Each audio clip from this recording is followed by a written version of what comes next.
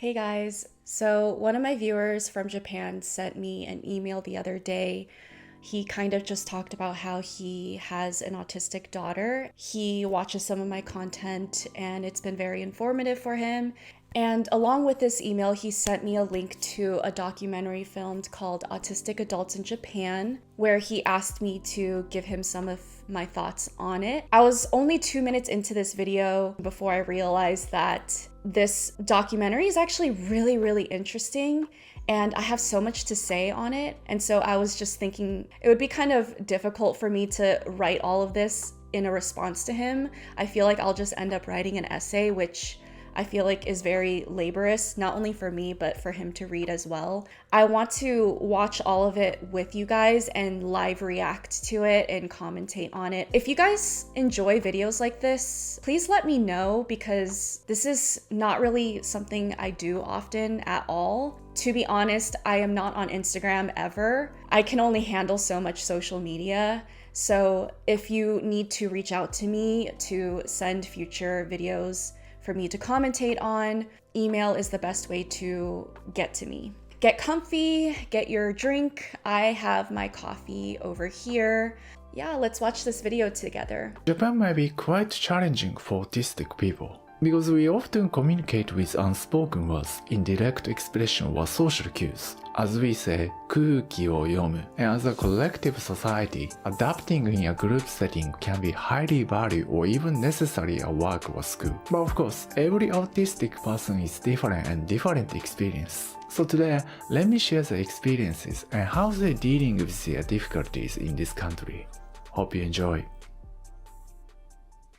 学生生活をしている中でグループトークとかみんなで何かしようみたいな機会がやっぱり結構何回もあるんですけど、あんまり馴染めないなとか苦しいなとか思うことが多くて、私の場合は3人以上の会話が結構難しいんですよ。結構誰とでも1対1だったら何とか喋れるんですけど、大人数のコミュニケーションは避けるっていう。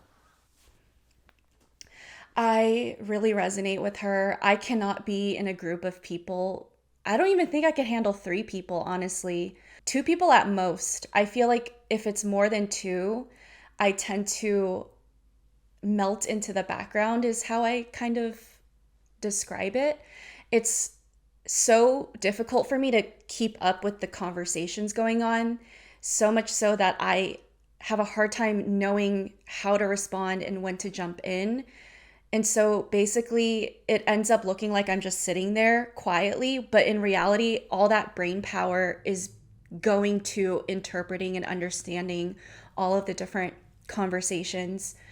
I just want to say, I recently just came back from Japan. I spent almost 2 weeks there. And so I think this is such a perfect time for me to watch this because I myself have so many observations I made on like Japanese culture and the difference of that culture versus American culture. So I'm hoping that as I watch this documentary, some of that will naturally come up, but this is just like really stimulating all of my brain juices right now. I love learning about new things. So I'm excited to see how autistic adults in Japan are affected in their own unique individual ways. What are those similarities between the things that they struggle with socially and systematically compared to me, an American person? 子供の時からうまくいかないことがすごくたくさんあったので、変わった子っていう形でクラスの中でもやっぱりいつも孤立 しがちだったり、中学とか入ったらずっといじめられたりとか、空気が読めないっていうのが一番大きかったですね。事実だから言ってしまうんだけれども、日本社会だとやっぱり謙虚にいなきゃいけないっていうやっぱ空気感。It's interesting how I feel like from my perspective, Japanese people are so respectful of each other, especially compared to American people. I personally love that. You know, when I went to Japan, I always felt like my space was respected. I didn't have to be scared that people would just randomly come up to me and talk and have conversation. Everyone kind of just like keeps to themselves for the most part, but everyone still respects each other from a distance type of a thing. It's interesting to me that even with that difference in our culture and how people are socially, it still negatively affects autistic people in a sense where there is still that disconnect between being able to be honest, right? And something that he said that also stuck out to me is being modest is socially valued. I feel like in American culture, it is different in a sense where I feel like we have so many melting pots of different cultures. And I feel like because we're not homogenous, there's all these different social characteristics that are valued for different reasons. And that makes it almost even more confusing if you think about it for autistic people. There's negatives and positives to both of them, right? It's, I imagine, harder for an American person to socially blend in when there's all these different norms going on in different cultural groups. Different things that are valued in one culture will be devalued in another culture, right? So one thing I could point out right away is in Asian culture, like he said, being modest, being respectful, being more quiet, and not intruding and impeding on other people's space is what is valued. But if you take those same characteristics in, let's say, white spaces, from what I've noticed in my experience, it's not seen as a positive thing because being quiet and keeping to yourself and not being overly nice and warm, I feel like in white spaces and white culture is interpreted as you being cold or as you being almost disrespectful, when in reality, in a lot of Asian cultures, that is seen as respecting the other person. So I feel like for me, I've had a hard time being able to code switch in and out of all of these different cultures, especially because I was born and raised and still live in California Bay Area. So there's so many different types of people and different values and social norms that I have to keep up with. And it's really hard. Whereas I feel like when I was in Japan and whenever I'm in Japan, it's very homogenous in a way where there's this very clear set of rules in which you conduct yourself, and everyone conducts themselves to those rules for the most part. And in a weird way, I find that comforting because you know exactly what to expect and you know exactly how you should conduct yourself. But I imagine over a long period of time, it does have negative impacts because it could be very limiting to yourself and your own self-expression, your own discovery and exploration of who you are, right? Whereas in America, you technically have a lot more freedom socially to explore who you are and all these different types of characteristics, and you have more freedom to find different spaces in which you can more or less fit into. Whereas in Japan, I feel like if you don't fit those exact social rules, it would be harder for you to fit into society no matter where you go. So that's just kind of so far some of my observations. I'm not saying it's accurate. It's just, what I'm thinking about. があるので、そういうところがやっぱり空気を読むのがすごく苦手だったがゆえにいじめられてしまうですとか、 ADHD と算数 LD と自閉スペクトラム症が3種類混ざった感じです。特に算数 LD が一番強くて、入った会社で経理を任されて、全然本当に仕事できなくて数字を扱うってことができず、大学って結構融通利くじゃないですか。自分で科目教科選んで、だから大学が私すごい行きやすかったんですよ。だから小学校、中学、高校が本当に行きづらくて、みんなと集団行動するの嫌だし、算数できないし。幼少期からずっと生きづらいなとは感じていたりとか、仕事が全然に続かない、すぐクビになるみたいな経験をすごくしていたんですね。なんでこんなミスするのみたいなミスを、僕がしてしまう。A という荷物を A 社さんに送ってくださいね。B という荷物を B 社さんに送ってくださいね。A を A 社さんだぞ。B を B 社さんだぞ。わかったな？わかりました。で、翌日ですね、電話がかかってきて、荷物違うんですけど、みたいな。なんでこんなミスするんだろうみたいな。いや、普通に考えたらわかるじゃん。絶対確認したよな。っていうことも間違えたりみたいなことが、やっぱりあったんですよね。不真面目なんじゃないかとかね。やる気がないんじゃないかって思われてしまってとか、上の方に嫌われがちというか、目をつけられがちだったので、一生懸命頑張ってるにもかかわらず。Okay. This is interesting because I noticed that Japanese culture is so efficient. And for me, being a tourist there, it was satisfying, right? Because as an autistic person and as a tourist, I like knowing what to expect. I like having order, and that's not necessarily something you have when you travel. But I feel like for people who live in Japan, right, it does have its negative impacts because it doesn't really leave you much space to make mistakes and be a human, because humans are not supposed to be perfect or robotic. I feel like in general, people who work in America don't necessarily prioritize efficiency over everything. And again, there's so many different types of people and cultures here. So different types of people will have different types of work ethic. But that's the thing, is there's so many inconsistent, different varying types of people and work ethic and how they conduct themselves in the workplace, that it kind of, in a way, leaves more space to make mistakes and be different. For example, there could be that one person at work that is extremely sociable and is friends with everyone, but they slack off at work objectively, and a lot of mistakes happen. But a lot of the times those people don't really get reprimanded. And then there's other people who are very strict and have this robotic work ethic where everything has to be perfect and done very efficiently. And again, I feel like it's interesting how these differences can have the positive and negatives. I feel like in Japan, again, how you're supposed to conduct yourself at work is very specific, right? So in a sense, there's no guesswork there and you don't have to interpret. But at the same time, there's this pressure of not being able to make a mistake without someone immediately seeing it and reprimanding you for it, and then you feel bad about it, when in reality, it's human to make mistakes. And for the most part, it should be okay to make, small mistakes here and there. But even then, like you can't expect yourself or other people to be perfect. I'm wondering if that's going to be a common theme as I continue to watch this, is this pressure to be perfect, to not have space to be anything else other than these very specific lists of requirements. うまくいかないとか、歯がゆいですし、やっぱ病んでしまう。動物の絵。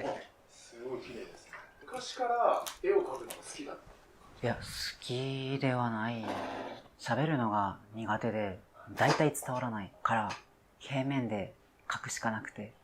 だから趣味でやってたのではなく、これしか生きる術がなかったのだと思う。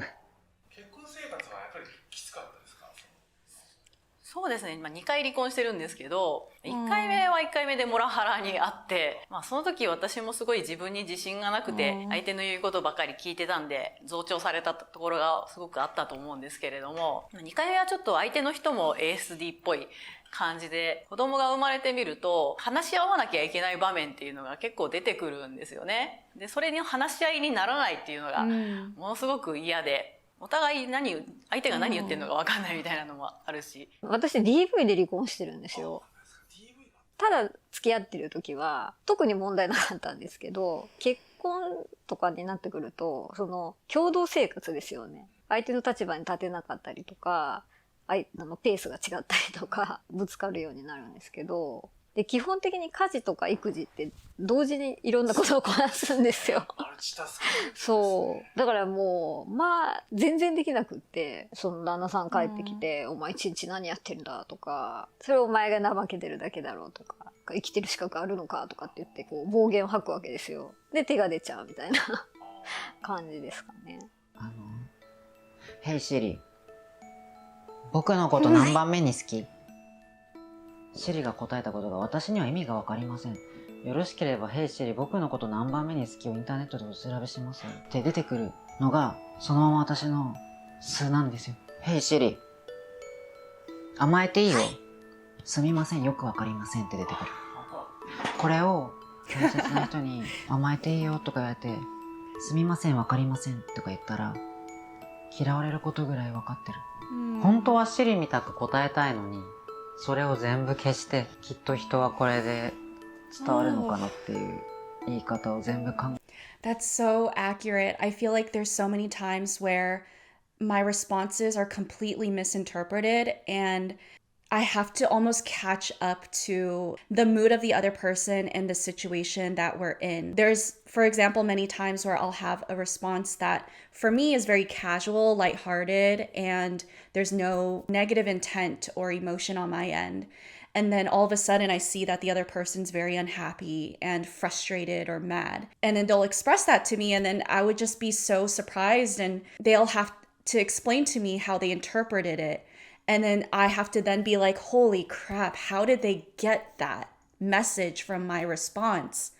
And then I have to now calculate, okay, what do I have to say now to convey to them that that's not what I meant, but also that's super distressing because I still have to emotionally catch up to where they're at because I was not near there at all. I'm like down here, and I have to be like, oh shoot, this is a lot worse than I thought. And then I have to try to like communicate what I was trying to say, but in a way that they can understand. And it's not in a way that would make sense to me. And so, you know, that specific miscommunication that they're talking about, I still go through to this day. It's so frustrating and it's so distressing, honestly. Like if that happens on a bad day for me, I could really quickly go into a shutdown and sometimes even a meltdown, just because that mood shift and being completely lost in where that interaction took its turn and where you're at and how to move on is so intense. そうで違ったりするんですよ。でもそれがおよを聞かないで違うなみたいな240ページいけみたいなのやってて、またで間違えるって結局間違えてるみたいな。子育てはね、大体きつかったですね全般的にきつい。とにかく子供に合わせてやっていかなきゃいけないので、それがとにかくきつかったですね。あとはまあそのママ友付き合いというかまあそういうのもとても苦手なので、女性との輪に入るのがすごく苦手なので、それは未だにずっと避けています。そういう女子独特の集まりがすごい苦手だったのでずっと一人でした。女子同士でのガールズトーク、みんなでランチ行くとか何回か行ったんですけど、ちょっと無理ついていけなくて、それ以降は自分のデスクでお弁当を食べてました。でも女性の方がコミュニケーション能力求められるんで、鍛えられてカモフラージュできることもあるんですよ。得意なこともあるけど、その分無理はしてます。本当にいろんな相談を受けてきて思うのは、女性が人に話すってすごくハードル高くて、ずっと責められてきてるから、なんでできないのとか言われてるし、話しても傷つくだろうなっていうことがなんか予想できてしまうというのがあって、なんか相談とかできなかったですね。自分がそういう風に見られてること自体を全然気づかずに遊びに行こうって言われてついて行ってしまったりとか、例えばそこでなんでそこでついて行っちゃうのって言って、それついて行った方が悪いでしょって言われたら、あ、そうか、私が悪いのかってなるじゃないですか。空気を読むとか気遣いをするみたいなのが女性らしくて、それを求められるみたいなことが多いので、もうそれが一番苦手なことだったりするんで、もうこいつは気が利かないし使えねえみたいな、そんな扱いを受けちゃったりとかして。勤めたことあって会社に全部ダメだったんですけど、まず24時間単位で体が動いていないから、大半がやっているような朝起きて夜寝るっていうことがまずできなかった。いきなり夜に書きたいみたいな覚醒しちゃう時があって、そしたらもう朝眠くなるっていうで会社行けない。我の強さというか、変なところの俺はもっとこうしたいんだとか会社に良くなるんじゃないですかねとか我の強さが出てしまって、馴染めないっていうのもありましたかね。空気が読めない発言を会社の中でしちゃう。あんまり上司だからといって遠慮するタイプでもないのでわって言ってしまうとか、それで大人の世界なんで会社入っていじめとかはないんですけど、やっぱりなんか孤立してくなとか。正しく伝わらない。本当はそんな気持ちじゃないのにもかかわらず、やる気がないとか、なんか性格が悪いとかっていう風に。努力が足りないとか、やる気がないとか、大体誤解されるような気がしますね。もっとちゃんとやらないのとか、ずーっと言われてて、努力不足とか、いい加減のしろみたいになっちゃうんですよ、やっぱり。私はなんか怠けてるダメな人間だっていう。結構ぼーっとしてるっていうか、なんか眠そうとかなんかいろいろ言われてました。嫌なやつとか、例えば過集中してて何か集中してると話しかけられても聞こえないので、そうするとすぐ人のことを無視する嫌なやつだみたいに例えばなってしまうとか。それはねすごく心外だし悲しいことではあるんですけども、かといって言ったところで分かってもらえるかって言ったら、やっぱ自分が当たり前にできることができないっていうのことにちょっと意味がわからないってことになっちゃうので。例えば友達がいたとしても、なんか馴染めてない世の中にっていう思いを未来の世代にしてほしくないなっていうのが、子供を欲しいと私が思えない理由は結局はやっぱそこだと思いますね。遺伝したら嫌だなっていう。遺伝しても別に大丈夫な社会だよってなってたら、だったら安心して子供を作れるわいうふうに考えたかもしれないですね。ちょっと今の時代ではこのタイミングでは果たして幸せになれるだろうかっていうのは思っちゃいますね。自分の場合は極端に二極化してて、大体社長に好かれる、大体社員に嫌われる。それなんでですか？社長さんは仕事だけできる人だと助かるわけですよ。こいついつまでも残業して残業代もつけずちゃんと終わらせるじゃないかみたいな。0か100なんで。I relate to this person a lot. I feel like usually in the workplace, I found myself having a difficult time socializing and relating to my coworkers, but having an easier time doing that with my bosses. I'm not saying it's like that every time, but usually it's like that because I feel like with bosses, there's a very clear relationship dynamic and script to follow. It's easy to satisfy them because all you have to do is follow the rules and do your job. And so as long as you're doing that, the relationship between you and your boss should be fine. Whereas with coworkers, there's a mix of rules because you want to be friends with them, and that has nothing to do with work and contradicts with work rules, but you also want to be a good coworker. But even then, sometimes that doesn't matter because sometimes coworkers cannot care about your work ethic as long as you're a good friend. And so for me, I've always had a difficult time understanding how to mix those two. And I don't know how to mix the two. So I end up just strictly follow the rules and the script of being at work. But then that becomes very rigid and socially awkward when coworkers have tried to hang out with me or be friends with me. And I didn't know how to do that, right? And likewise, I've made the mistake of thinking that if I was a really efficient, good coworker and I did my job really well, that the people I was working with would automatically like working with me and like me, but that never really translated. It's very confusing, so I definitely relate to this person. でもコミュニケーションが取れないんで、ちょっと話しかけないでほしいなみたいなのが伝わっちゃってるとか、お昼行こうよとか。いや、ちょっと今 Oh 話しか my けない god, that's totally relatable. Like the few times my coworkers did want to hang out with me, it was just like I painfully didn't want to. And I feel like when you draw that boundary and you simply say no, people take that really harshly. And then it's difficult because I feel like once you say no the first few times, people stop trying with you. Why is that a thing? I feel like people shouldn't feel inclined to constantly say yes all the time, right? People should have the freedom to be like, no, I don't want to go to lunch with you today or tomorrow or most of the time. But that doesn't mean that every time you would say no. There's probably some times where you would want to go hang out and get lunch. But I feel like a lot of the times friendships and relationships have this pressure that you have to constantly be available to the other person. それはでも得意な人いるんですよ。自分はそれが苦手。ああ、それはダメでしたか。めちゃめちゃ苦手、本当に。何かこれは原因があるんじゃないかって思った時に、知り合いの方から発達障害なんじゃないのっていうふうに声がけいただき、まあクリニックにいたってことですね。あ、それが27歳。27歳、8歳ぐらいですかね。まさか自分がとはね。うん、なんか、普通の人間だみたいなことは勝手に思ったので、普通じゃなかったんだなって。発達障害っていうね、言葉もまた結構強いですから、自分が障害者なんだって受け入れるのって勇気がいりましたし、時間もいりました。He has really good 今 energy. 40代なんですけど、70年代、80年代っていうのはやっぱり発達障害っていうのは知的障害の子が持ってるもの。私勉強とかに何も困らなかったので、ちょっと風変わりないじめられっ子みたいな感じで学生時代を過ぎてきちゃって、最終的に診断がついたのは子供が生まれてから。赤ちゃんって泣くじゃないですか。当たり前なんですけど。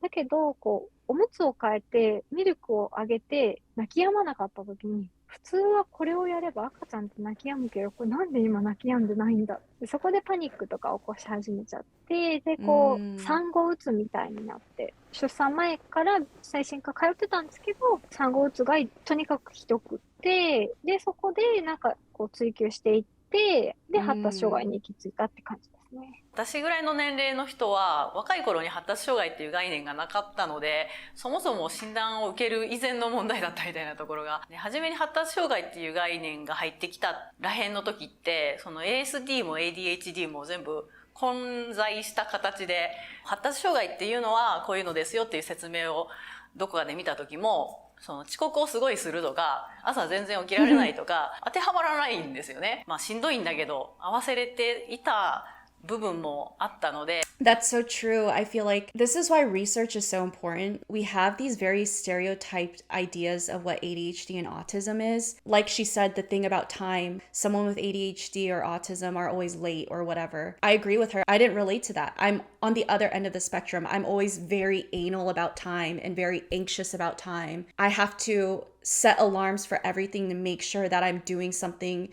in a certain amount of time and getting somewhere in this perfectly timed way. This is why so many people don't get diagnosed till later, if at all, because they may find these very stereotypical traits unrelatable, and they use that to basically tell themselves that they couldn't be autistic or have ADHD, when in reality, being late for things is not really a symptom of neurodivergency.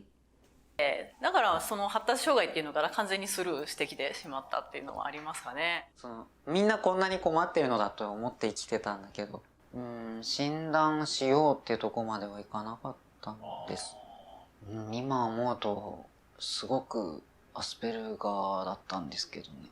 自分では分かっていて、うすうすそうかなと思ってたんですけど、やっぱりなかなか親がそういう精神科とかに連れてってくれなかったり、検査を受けるチャンスがなかなかなくて、それでやっと高校3年生の時にって感じです。やっぱり自分の子供を精神科に会話するっていうのは結構親としてはしんどいんじゃないですかね。30歳のある時にストレスがかかることがあって、眠れなくなってしまって4日間ぐらい寝てなくて、眠れる薬出してくださいって言って診療内科に飛び込み、その時についでに発達障害かもしれないんで見てくださいって言って検査を受けたら、そしたら発達障害でしたっていう。でもその時努力不足じゃなくて障害だったんだなって腑に落ちました。はい。いろんなものを我慢したり無理したり周りとの違いに苦しんだりしてたので、3年生に上がったくらいで完全に鬱になっちゃって、鬱になってるとやっぱり頭も回らなくなっちゃうので、思うように勉強もできないし、ちょっと寝すぎちゃったりとか寝れなかったりとか、睡眠でも難があって、そのまんま受験もうまくいかず、人生トップクラスにその時代がきつかったです。17、8ぐらいから摂食障害になって10年やって、うつも15年ぐらいやってなので、ずっと精神疾患だった気がします。こだわり的なところだったり、白黒つけたいところだったりとか、思い通り。I don't think people realize how much these social deficits can affect you in very objective ways. It affects your mental health, and in turn, it affects your quality of life.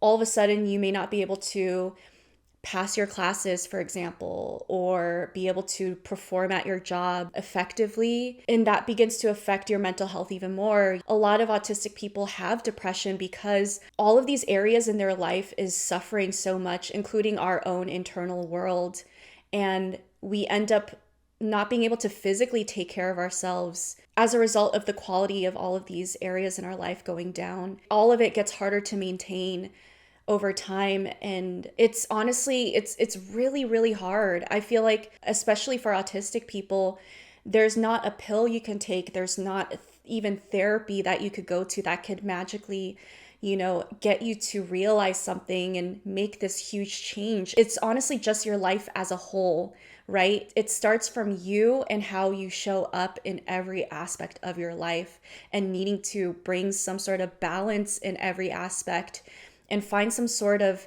system and understanding and all of that that makes sense to you. にしたいとか、そういうのは影響がありましたね。うつじゃない時のがちょっと病気なんじゃないかってぐらい、そういう風になった時期しかないぐらい。I noticed that autistic people have dark humor. Like, we say something that is really sad or dark, but we laugh at it. I noticed that that's such an autistic trait. I wonder why.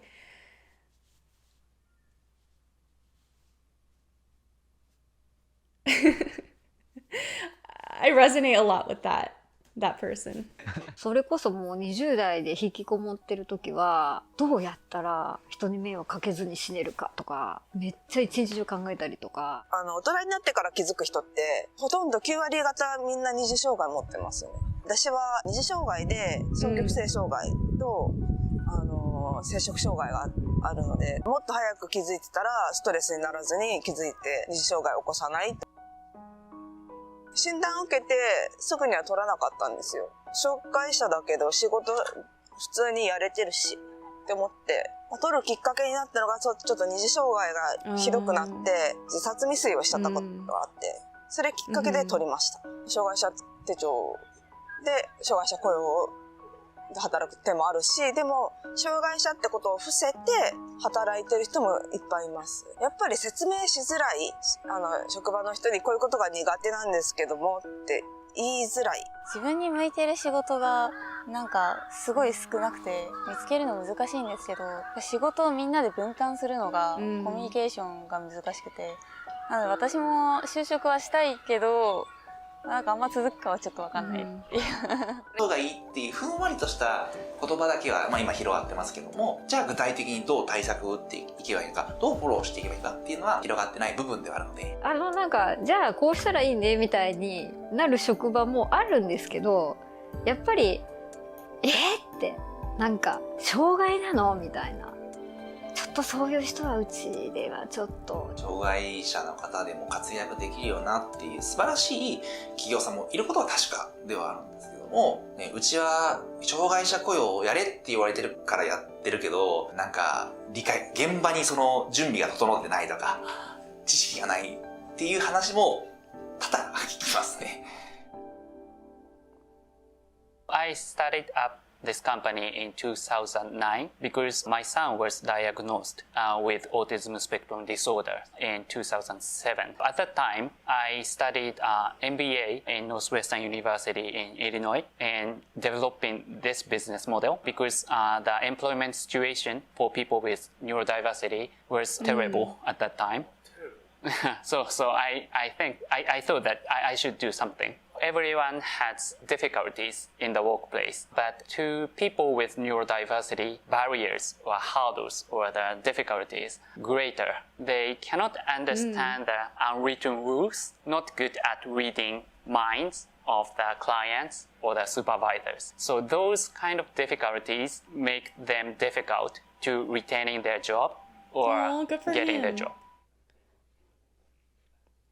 It is advisable to let the employers know their characteristic and condition beforehand because after some incidents happen, it's very difficult for employers to understand and accommodate the difficulties. But in Japan, it's kind of difficult to disclose their conditions or difficulties in the workplace. All these other things Even as well. though the law, the government says it's against law to discriminate the employees by their condition, but still, many people are afraid getting fired by disclosing their conditions like ASD and ADHD. So regarding the what kind of misconception or kind of stigma still exists? People with ASD or ADHD cannot perform well. That misunderstanding or stigma are still exist. But it's depending upon the environment or occupation. So if people can find the best way to accommodate themselves, maybe they excel. Actually perform better. Yeah, perform better than other people. But In many cases, individuals with neurodiversity themselves do not understand their characteristics very well. So we kind of provide many training. Then they understand, okay, this occupation may be suitable for me, or this kind of. Yes, I literally just talked about this in my most recent video, and I also inserted clips of Professor Simon Baron-Cohen talking about the science behind neurodiverse brains. I feel like he highlighted it so well. Basically, what I was talking about in the video was that a lot of neurodivergent people are so capable of doing so much, but our society doesn't allow for us to do things in the ways that work for us, and therefore a lot of the times our ability to perform goes down. If anything, sometimes we can't even perform at all. But the thing is the professor was talking about how, evolutionarily speaking, humans are supposed to have different types of brains, literally, because if you have different ways of doing things, understanding, processing, it makes it more likely for the community or humankind to thrive and survive in nature. If everyone just did the same things the exact same ways and that thing wasn't really efficient, then it would make it easier for us to go extinct or something like that. Whereas if we had more variety, it would allow the community to keep evolving and growing, in general be healthier and more balanced, because there's all these different ways of doing things, right? But it's so crazy how like the systems in place throughout the world, even in different countries, is so specific, and it's very limiting to neurodivergent individuals. It's not necessarily that you can't do something, right? I feel like a lot of the times we have to try to get that out of our heads. We can do A, B, and C. It's just how can we do it? Because it might be impossible or hard for us to do A, B, and C in the ways that we were taught to do it. I feel like a lot of our life is trying to figure out those specific ways and systems that works for us. And that's what basically accommodations are in workspace or in school settings and things like that. Or this kind of accommodation is helpful for me. Consulting is not enough for them. So experiencing the situation or the occupation is very important. 発達障害っていうのは子供だけの障害っていうふうに思われてたんですけれども、大人になった人も大勢いるっていうことがだんだん分かってきて、もしかして自分も発達障害かもしれないっていう人たちが集まって、オフ会っていうのを時々集まってやる。オフ会に行くんですけど、話が尽きないんですよね。あるある話で。努力が足りない。自分がダメな人間だって思って生きてきたわけなんですよね。こんな変な人間は自分だけかと思っているような人たちが他にもいるんだっていうことが分かって、月1回とかオフ会待ちきれなくて、毎日いつでも行ける居場所があったらいいね。で、比較的私は年長者だったので、じゃあなんかできないかなと思って作りました。行政が作ってくれているような場所も日本何か所かあるみたいですけど、あくまでも自分も当事者として皆さんと同じ友達という関係でいたいなと思って、本当に日々楽しいことがいっぱいありますよね。私はもうおばあさんなんですけどね、家にいたら知り合うことができないような素敵な友達がどんどん毎日来てくれるので、本当にありがたいですね。今年に入って通い始めて、弱みを見せ合って、で、分かち合えるみたいな、そういう空間がいいなと思いました。こういったいい意味で緩い空間っていうのはなかったですね。ボランティアスタッフとして、ここで𝗪子さんのサポートできて、自分の視野も広がるし、すごいいい経験させてもらっていると思います。引きこもりっていうのも言葉になってますけど、10年とか15年とか家を出たことがなかったんですっていう方も結構いらっしゃいますね。ここまでやってくるのにも結構勇気が、階段の下までね5回も来たんだけどやっと入れましたとかいう人も。大体ここに来る人って気が熟した感じで行くところがないから来てるっていう方で、隣り合ったお客様と分かち合ってで楽になってるっていうのもありますので。ちょっとねもう年取ってきて階段がね辛かったりするんですけど、なるべく長生きして元気でやれるところまでやりたいと思ってますけど。もともと私の次男が発達障害を持って生まれてきて、家でどういうことをしたらいいかとか分からなかったんですね。私がこんなに分かんないんだからみんなもっと分かんないだろうと思って。This is such a common experience I am starting to really realize is how lost parents feel when they discover their child or their children has autism, because there's just not a sufficient amount of resources for the child, let alone the parents, to learn about what the autism means, what to do about it, how to get help, what help is even available. And that's also to mention that the help available is usually not even really helpful. And so that's like a whole other conversation. It's nice to see a lot of the parents still, despite all of these barriers, trying to navigate the world and in their own ways do more for the community by trying to do more for their children. It's just so beautiful to see these people take on even more responsibility because they care about their kids so much. As I say that out loud, it honestly really warms my heart to know that the few people within our community that have all of these adversities are doing something about it and in the ways that they can to make a difference. 見直して、私もずっと勉強してた感じですね、一緒に。そうね、一緒に主催しながらも私も学ばせてもらって。どういったことで悩まれてる方が多いですか？そうですね。日本の教育ならではだと思うんですけど、一斉指導じゃないですか。みんなと同じことをしなきゃいけないっていうのがあって、発達障害の子ってやっぱりどうしてもみんながやってることと同じことがなかなか苦手だったりできなくて、なんでうちの子だけ他の子と同じようにできないんだろうっていうところですごく悩んで、自分の育て方が悪かったんじゃないかっていうふうに思うんですよね。そこで自分を責めて、また子供に怒って、先生としても揃えるようにするって、やっぱ強制をするのがあって、それされればされるほどやっぱりできないってなって、叱られてしまって、やっぱり家庭だけではね、どうしようもない部分もあるので、理解が進むといいですよね。I have students who I suspect have some kind of mental disability or learning disability. Sometimes I want to supplement the lesson to help them if they're having a hard time or something like that, and I'll ask the teachers, is there anything I can do? And sometimes they just say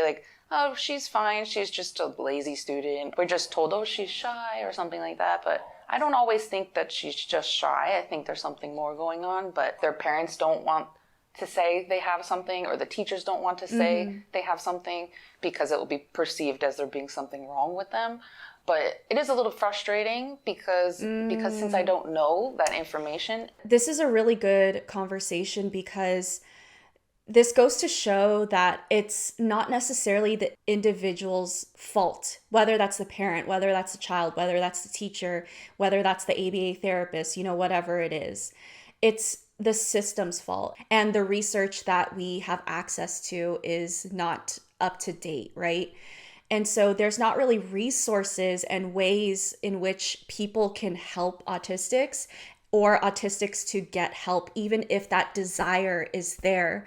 And I think that's why there's so many parents like her that are trying to create these ways to help neurodiverse people, right? It's more difficult for me to help the students. うちのように診断がつくと割とそういう施設に通えたりとか支援は割とあるんですよね。ただそこに行かない微妙なラインの子たちっていうのがやっぱりグレーゾーンっていうような言い方をするんですけど、今すごく問題というか、うちはやっぱ学校に来る方とか学ばれてる方の7割8割ぐらいグレーゾーンのお母さんなんですよね。親としてもSee, that is a topic in and of itself that I feel like is not really explored. I don't think there's research to back this theory up of mine, but I kind of suspect that there is a lot more autistic people or neurodiverse people than we may think.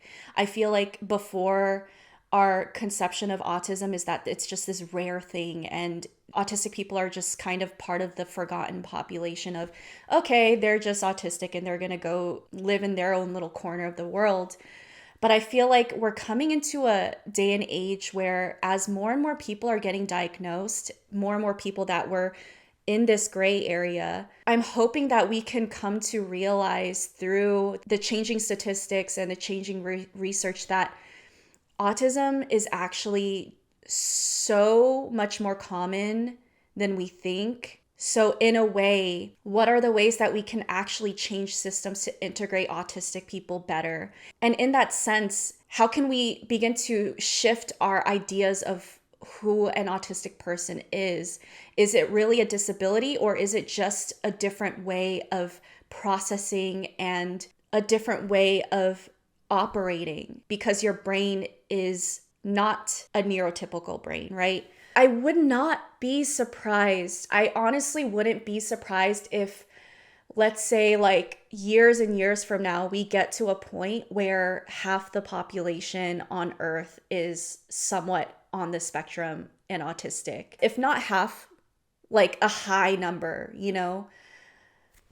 普通の子としてもできるんじゃないかって、まだ障害とは認めたくないっていうのもあるし、普通の学級行ってこのまま大人になれるっていうのも期待もあるし、そういう施設とかに通うのもちょっと抵抗があるっていうのもある。でもやっぱりちょっと困ってる部分もあったりして。診断が行くまで行かない。そうですね。傾向がある程度です。グレーゾーンの人って頑張ればできることも多いんですよ。でも頑張ったらものすごい疲れるっていう。だから土日は死んだように寝てるとかいう人が多いです。で、結局そのまま適切な支援っていうとあれなんですけど、理解が進まないまま大きくなっていくと、やっぱりできないことが多かったりとか、その自己肯定感、自分ができない子だって思いながら育っていくので、大人になってから、引きこもりになったりとか、リストカットとか、そういう二次障害っていうふうに言うんですけれども、そういった形で出てきてしまう。It's hard because I can see that they're struggling and I want to help them, but sometimes I'm afraid to offer to treat them differently because they won't like the attention or something, you know. 10年近くその親御さんに向けて家庭での療育方法っていうのをお伝えしてきて、本当一般の普通の人たちにも少しずつそういう特性のことだったりとか、知っていけるようなことをしていきたいなっていうふうには。We have to understand deeply about their difference and the difficulties of their condition and helping them leverage their talents. Getting a job is just one step to feel proud of themselves. Our ultimate goal is helping them to feel that, okay, I am happy because I have this condition. So that kind of being proud is our goal of this company. Basically, improving their self-confidence. Yes, self-confidence, yeah. 川崎さんの場合はご自身のその特性ってどういうふうにこううまい対応をしたんですけど、ASD の方こだわりが強くてね、自分でやろうとするんですけど、周りの人に助けてもらう、自分でやらない。一応僕がその会社の代表としてやらせていただいていて、スタッフが何人かいるんですけども、苦手なこともたくさんあるのでサポートしてもらいながらやっているという形ですね。空気が読めなかったので、子供の時からノートにこういう時はこうってずっと書いていってたんですね。こういう時にこうするとか、こういう顔の時はこうだとか、その自然とは理解できないものなんで、論理で理解していくっていうやり方をするとコミュニケーション力って上がったりするんですよね、全然。昔はその苦手な接客とかもやってたんですけども、やっぱその辺やるとどんどん潰れていってしまうので、苦手なことはなるべくやらないででき。That's so true. I feel like a lot of autistic people kind of try to assimilate ourselves by throwing ourselves into the very thing that we're not good at to try to get good at it. But in reality, we end up jeopardizing our own health in doing so and our own well-being. And I think a big part of that latter half of your life where you have that realization is being able to finally funnel your time, energy, and effort into things that you actually are good at and comes naturally to you. I feel like that is a beautiful journey to be on, even though it's hard to realize that you had suffered so much previously to basically be something you were never supposed to be. いることだけやろうみたいな。私出身が秋田なんですけど、やっぱり田舎だとそういう閉鎖的な感じで、そういうメンタル的なものもあんまり理解がないんですけど、でも東京に大学進学とともに出てきたらやっぱりいろんな人がいるし、そういう障害を持ってる人とかいるので、なんか人も多いから自分に注目が集まるわけでもないし、私は東京に来てだんだん精神的にも元気になってた。変えようと思っても結局変えられる部分じゃなかったので、変えていかなきゃいけないってことはないと私は思ってますね。直すっていうのはやっぱり結構難しいんですけど、だんだんなんか適応してくるっていうか、さすがに私ももう25歳25年生きてたらもうだんだんある程度は分かってきます。社会に馴染めるようにだんだんなってきます。障害ってなっちゃうと親御さんも多分結構うってなると思うので、もうちょっと気楽な捉え方されてた方がいいこともあるでしょうね。やはり発達障害のいくつかの特性が仕事とかしていく上でポジティブに働くことっていうのはあるなと思っていて、発達障害抱えてるから不安だとか不登校だから不安だっていうところもあるとは思うんですけど、やはりこう過保護にしないで本人がいろんな挑戦をしていくことをこうサポート応援するぐらいの。Okay, I totally agree with him. If you're a parent of an autistic child, it's not necessarily being overprotective, but more so about being a lot more active in guiding and being there for your child and being on that journey with your child. Because of how our world is set up in the societies that we're in, your child, if they're autistic, just doesn't have the luxury of being able to kind of jump headfirst into the world and being able to thrive and operate smoothly there. So, but that also doesn't mean they can't do it either. It just means that you, as the parent, have the responsibility to have to continuously help understand how you could better integrate your child into society in a way that feels good to them. And that whole process is still not set in stone. Everyone's going to have a different process with that, and that's for you to figure out, right? But it's doable. It's just trying to figure out how you want to live your life and fit into society, and in what ways do you want to do that? スタンスでいることっていうのは保護者にとってはすごく大事だろうなとは。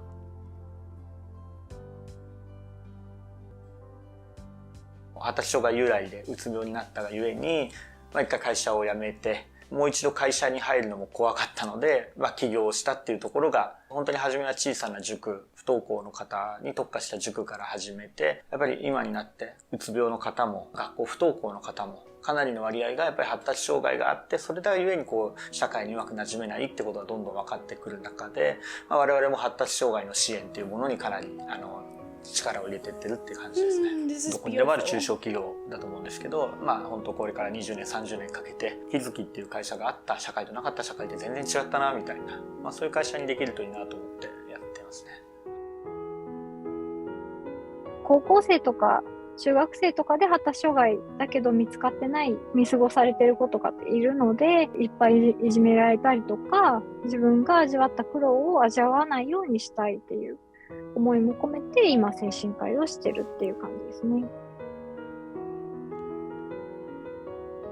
YouTube ね、普段しておりまして、でオープニングで発達障害という才能を伸ばすって毎回言ってるんですよ。いや、発達障害なんてただの障害でしかないとかね、ネガティブな部分だってお話しされる方も多いんですけども、物は使いようというかThese people are doing amazing things. I love it. 障害の裏にはやっぱり才能とか武器っていうのが隠れていたりすると僕は思っているんですね。そこを生かしてもらえたらなとは思ってますね。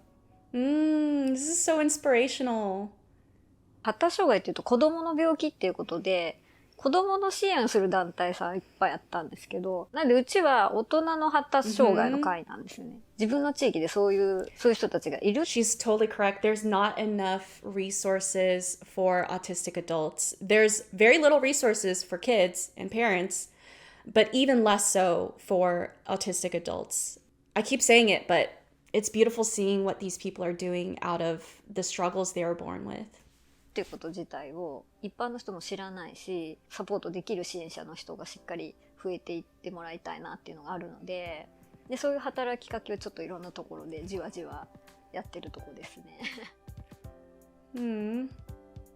女性の人はなんかこう社会に何とか適応しようとして周りに合わせることができるんで、そんなにこう問題として出にくいっていうか、ASD で発達障害で生きにくくても生きてるの辛いみたいな人がいっぱいいるので、 ASD でもこんな風に機嫌よくなんかニコニコやってるみたいな、そういうのが伝わったら嬉しいなと思います。孤独で本当にね、自ら命を絶とうかって思った時もやっぱりあったんですけども、なんだかんだ辛いと言いながらも生きてきて、いろんなことを頑張ってきて、今こうやってね、いろんなことがうまくいき始めてますし、辛いことばかりやってる人が本当の自分の人生みたいな、僕のメッセージは本当に伝えたいことは一番それですね。一歩踏み出そう、人生変えていこうって、幸せになろうっていうことですね。なんかちょっと熱くなりすぎてちょっと涙が生んできましたけどHe has such beautiful energy. I love his energy. Anyways, I thoroughly enjoyed that documentary. It was beautiful, it was educational, it was uplifting, it was enlightening. It had a lot of very important conversations interlaced in there. I feel like that documentary was almost more so for an autistic audience than anyone else, because it was more so about, yes, what we're struggling with, but what can we do about it with what we have access to now. The truth is that we may not have access to a lot right now, but that doesn't also mean that you can't do something about your struggles. There's still things that we can do in our lives to keep moving forward and live a fulfilling life. And it's beautiful to see everyone within the community, whether they're autistic themselves or whether they're related to an autistic individual, truly utilize their time and energy to make a difference in the world and for us in the future autistic generation. I hope that this documentary film impacted you guys as much as it did to me. If you have anything you want to share, join the discussion in the comment section down below. Go click on that documentary film and give that video a like, share it with your loved ones. 𝗬𝗏 really did an amazing job at putting it together. But yes, thank you guys for watching, and I will see you on next week's video. Bye guys.